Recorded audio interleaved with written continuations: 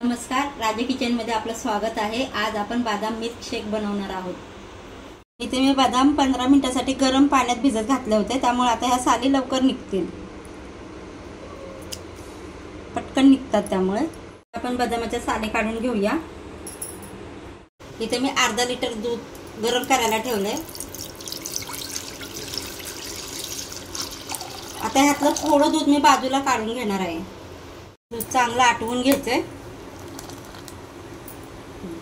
इथे सोललेले बदाम घेतलेत, आपण त्यात थोडं दूध टाकूया। आता हे मिक्सर मधून बारीक करून घेऊया। आपण थोडं दूध बाजूला ठेवलं होतं, त्यामध्ये आपण 2 चमचे कस्टर्ड पावडर टाकणार आहोत। आता हे चांगलं मिक्स करून घ्यायचं।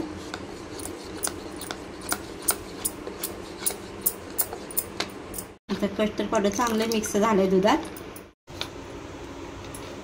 आता आपण या दुधामध्ये कस्टर्ड पावडर मिक्स केलेलं दूध ओतूया।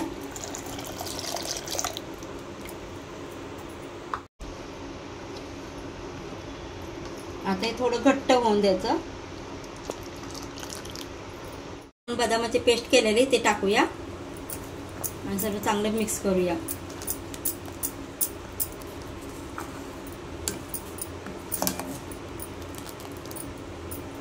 मध्ये मी 4 चमचे साखर टाकणार आहे।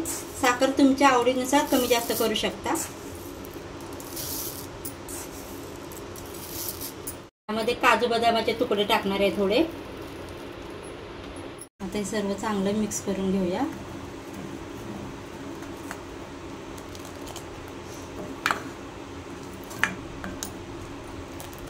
त्यामध्ये थोडी वेलची पावडर टाकूया।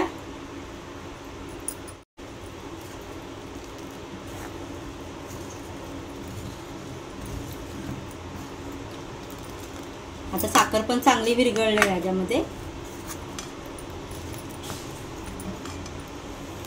आपलं बदाम मिल्क शेक बनवून तयार आहे। बदाम मिल्क शेक बनवून तयार आहे।